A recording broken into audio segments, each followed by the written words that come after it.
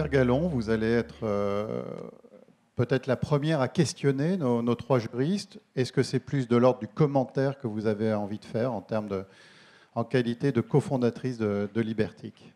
Alors, ce n'est pas tant des questions, j'ai aussi des réponses des commentaires à apporter sur ce qui a été dit. Alors, je ne vais pas revenir sur l'analyse juridique parce que je ne suis pas juriste et ce n'est pas du tout mon rôle d'interpréter la loi et je trouve que ça a été fait très bien. Et en effet, nous sommes d'accord que c'était complexe parce qu'il y a un éclatement des textes de loi concernant l'open data.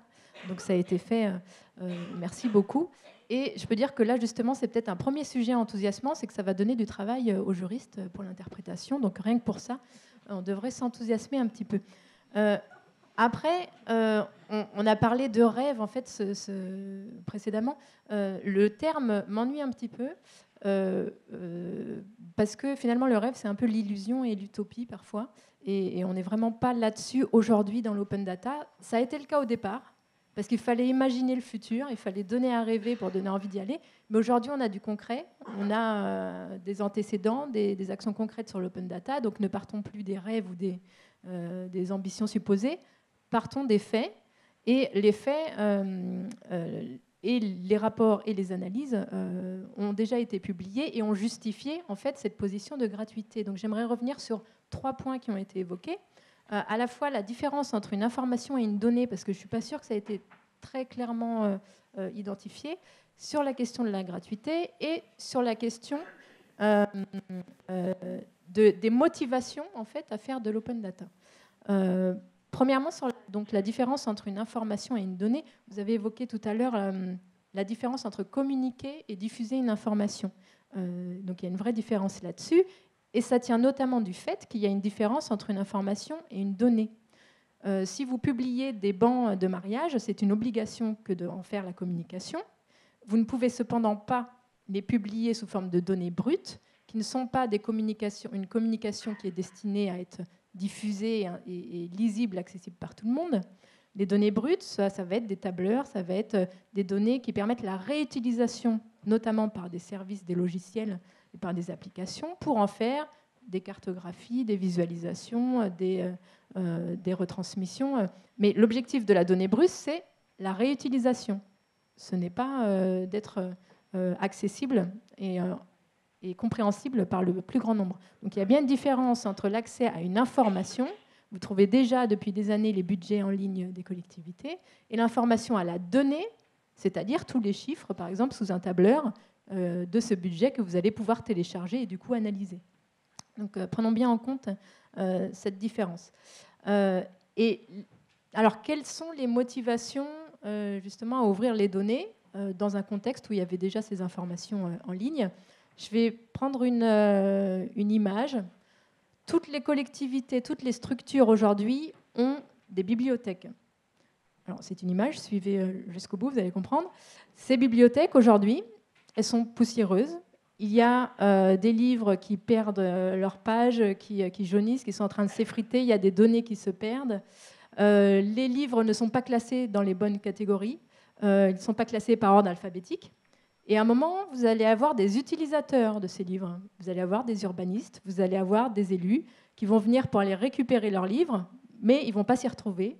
Ils vont se retrouver face à des informations qui ne sont plus d'actualité ou à des données perdues, etc. Et en fait, c'est ça qui se passe actuellement au sein des organisations publiques.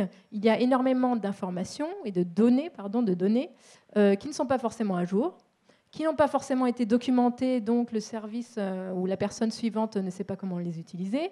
Et tout l'objectif premier de l'ouverture des données, c'est de ranger cette bibliothèque. Parce que la première chose que vous allez devoir faire, c'est déjà créer un répertoire des informations publiques, c'est-à-dire lister tous les livres que vous avez en interne, toutes les données, ce qui est une obligation déjà depuis 1978 et qui n'était pas appliquée, puisque la première chose qui est faite dans les projets open data, c'est de créer ce répertoire pour l'essentiel. Donc le premier objectif, c'est un objectif d'utilisation interne.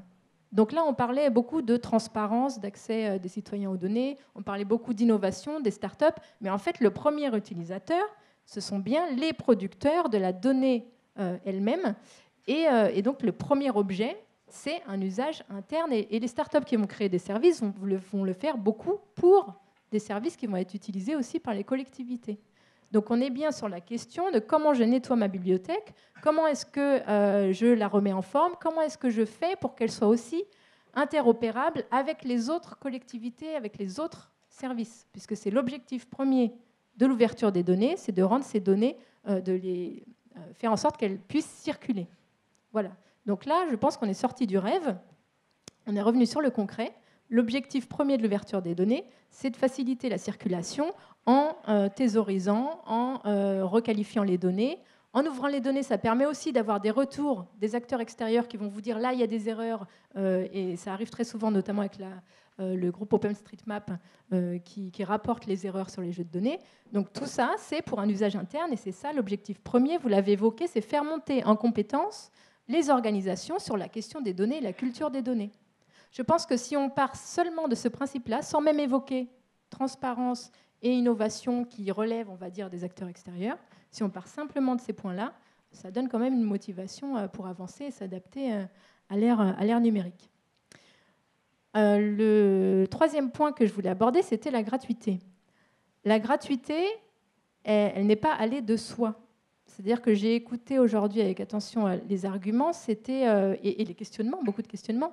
C'était ceux qui ont eu lieu en 2011-2012, c'est-à-dire les années où il y a eu tous ces débats sur faut-il ouvrir gratuitement ou pas. Les débats ont eu lieu, mais ils ont eu lieu il y a 5 ans. Et oui. Et c'est dommage de ne pas s'être emparé du sujet à ce moment-là, parce que voilà, il y avait une fenêtre il y a eu des débats, il y a eu des positionnements, et la gratuité a été choisie, non pas par hasard.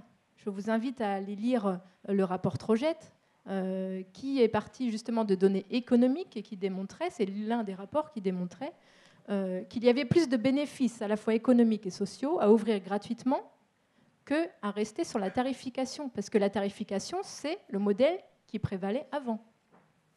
Donc c'était bien cela. Donc voilà, la gratuité, il y a eu le débat, et là, je pense qu'on n'est plus sur le questionnement de la loi, on est face à une loi, et voilà, maintenant, comment est-ce qu'on fait pour l'appliquer ? Par contre, impliquez-vous sur le sujet, parce que sur le sujet Open Data, c'est l'un des rares thèmes sur lesquels il y a des coproductions.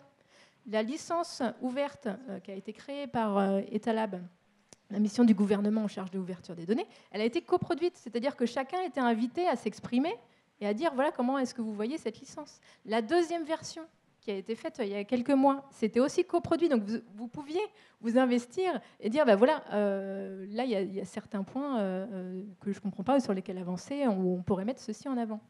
La loi pour la République numérique a été, il me semble, la première loi coproduite où il y a eu un site internet qui a été mis en place et où l'on pouvait coproduire les articles, les proposer, amender. Donc, emparez-vous du sujet, parce que même encore aujourd'hui, vous pouvez contribuer à coproduire sur ces sujets-là. Donc voilà les 3 points, en tout cas, que je voulais mettre en avant.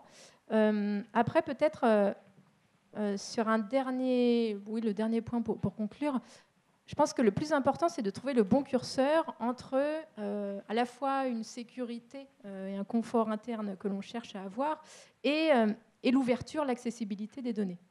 Donc tout le propos, c'est trouver ce curseur-là, puisqu'il y a quand même des zones d'interprétation libre dans les textes de loi. Et finalement, là où on va voir donc apparaître le côté juridique, c'est surtout sur les licences et les contrats associés, c'est... ces contrats et ces licences vont servir de tréma et de point de relation entre les organisations internes et les réutilisateurs de données. Donc finalement, c'est votre travail qui va servir de relation et de collaboration avec les données, parce que dans un monde où les données sont ouvertes et accessibles, il est nécessaire et essentiel de se rapprocher des utilisateurs, de mettre en œuvre aussi des mécanismes qui permettent ce rapprochement-là pour mieux les connaître, pour connaître les usages, pour être en relation avec eux et se prémunir de choses que l'on ne souhaiterait pas voir, ou en tout cas le comprendre.